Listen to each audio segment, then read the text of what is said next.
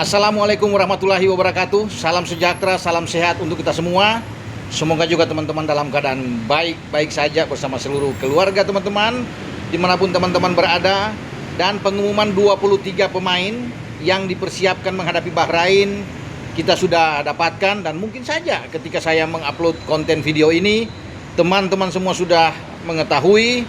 Dan ada 6 pemain yang dicoret ya oleh Patrick Kluivert sebagai pelatih kepala, dan mungkin saja mereka akan duduk di tribun.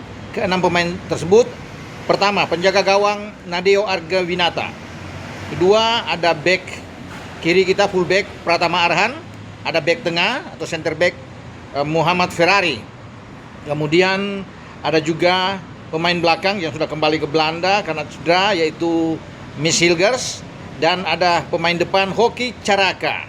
Satu lagi yang dicoret adalah Septian Bagaskara. Selebihnya pasti teman-teman juga sudah tahu, tak perlu saya sebutkan satu-satu, sudah ada di dalam.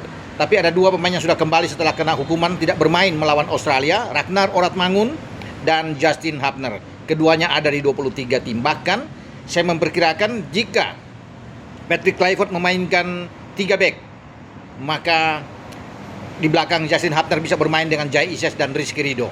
Di depan Wahaji, Ragnar Oratmangun sudah pasti dijamin akan bermain di awal di starting 11-nya bersama dengan Ole Romeni di depan. Dan satu lagi kita akan lihat siapa yang akan didahulukan di starting 11. Apakah Eliano Reinders atau dengan Marcelino Ferdinand. Kita akan melihat starting 11 seperti apa yang akan tampil menghadapi Bahrain. Tapi menurut saya teman-teman, kalau bermain dengan 3 back selain nama-nama tadi yang saya sebut, kemudian dengan fullback di kanan Kevin Dix, fullback di kiri adalah Calvin Verdong. Penjaga gawang saya pikir akan ditempati oleh Emil Audero. Debut dia pertama kali di GBK di hadapan ribuan penonton.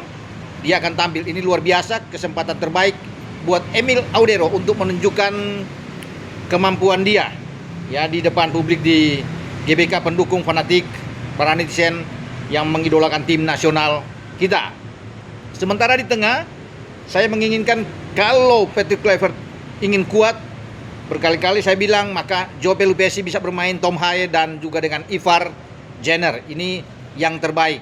Nah, berarti kalau 3-3 ini main lebih dulu, di depan itu tersedia tinggal 2, Ragnar Oratmangun dan juga dengan Ole Romeni. Ole tampil luar biasa di pertandingan melawan Australia, mencetak gol pertama dia bersama dengan tim nasional.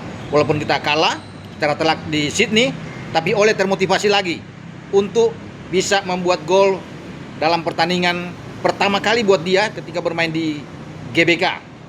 Pasti dia ingin untuk bisa membuat gol-gol yang indah ke gawang Ibrahim Lutfala, penjaga gawang dari Bahrain. Nah, kalau bermain dengan flat 4 back bukan 3 back, maka yang bisa tampil adalah Ridho bersama dengan Jai Ises di posisi center back. Kanan tetap Kevin Dix, kiri ada Verdong ya. Kemudian di tengah tetap ada 3, Pelupesi, Ivar dan juga dengan Tom.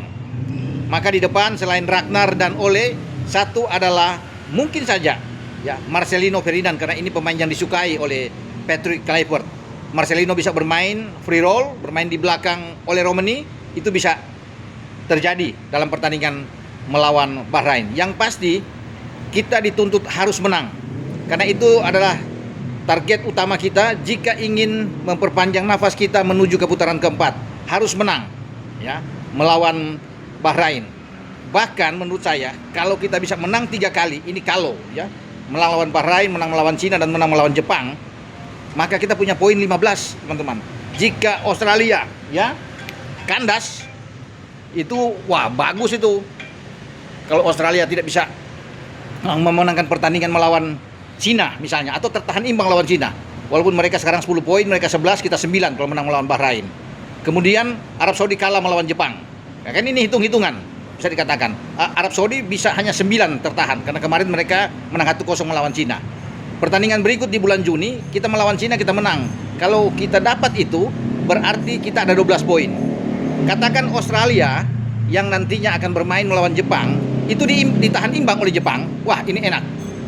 Berarti Australia kalau imbang lagi setelah di Cina dan kemudian dengan Jepang, mereka hanya 12 poin. Sama dengan kita. Ya, kemudian Arab bertarung melawan Bahrain, main di Bahrain. Kita menginginkan bahwa Bahrain menang. Kalau Bahrain menang, nah ini enak buat kita. Bahrain 9 poin. Ya, itu yang bagus tentunya buat melincirkan jalan kita menuju ke langsung nomor 2 setelah Jepang. Walaupun sama 12 poin, hitung-hitungan dengan Australia terakhir harus ke Arab Saudi. Kita memang berat kalau melihat dari hitung-hitungan ke Jepang. Ya pasti banyak di sini aja kita digebuk 4-0. Tapi kalau Jepang berbaik hati, misalnya dalam tanda kutip ya, mereka sudah lolos dan kita bisa menang melawan Jepang 3 poin, 15 poin. Nah, Arab pasti tidak mau kalah. Kalau mereka menang melawan Australia, kita yang lolos. Teman-teman, Arab tidak bisa kejar selisih poin kita. Nah, mereka paling tidak mungkin cuma 13 poin bisa dapatkan, ya. Paling tinggi. Australia harus menang. Kalau Australia ingin mengalahkan kita dengan nilai 12 sama misalnya di penghujung laga, mereka harus menang minimal 1-0 karena mereka unggul selisih gol melawan Indonesia. Kita ada di peringkat ketiga, teman-teman. Nah, itu yang kita harapkan, bahwa bisa terjadi kejutan besar kalau kita bisa memenangkan 3 laga. Atau kalau Australia kandas lawan Cina, ini enak buat kita. Jadi semakin seru di grup C ini. Jadi peluang itu sepertinya masih ada, asalkan kita bisa memanfaatkan 2 pertandingan kandang Bahrain dan Cina dulu sebelum berharap bisa mendapat kemenangan melawan Jepang yang memang ya secara hitung-hitungan realistis kita sulit untuk bisa mengalahkan mereka. Kecuali ya itu tadi saya bilang ada faktor X-nya, kita bisa mengalahkan mereka dan mereka tidak bermain ngotot melawan kita. Tentunya kita punya harapan. Tapi paling tidak dengan menang 2 kali melawan Bahrain dan Cina, kita sudah bisa lolos ke putaran keempat. Kalau bukan di peringkat ketiga, peringkat keempat di grup C.